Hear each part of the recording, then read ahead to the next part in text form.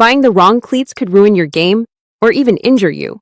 Football and soccer cleats look similar, but they're completely different. By the end of this video, you'll know exactly which one to buy. Let's start with the biggest difference: stud design. Soccer cleats have more, smaller studs for smooth movement. Football cleats have fewer, longer studs, and a front toe spike.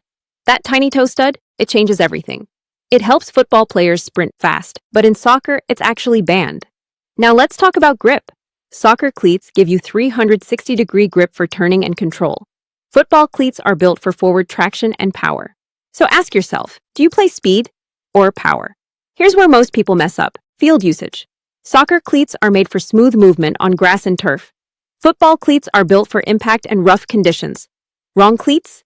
You'll either slip or get stuck. Now, the most important part: injury risk. Football cleats offer more protection and ankle support, but that toe stud can seriously injure players in soccer, and too much grip can lock your foot and cause sprains.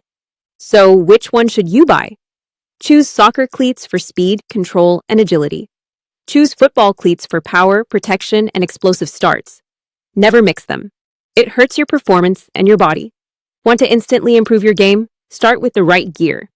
Subscribe for more quick sports breakdowns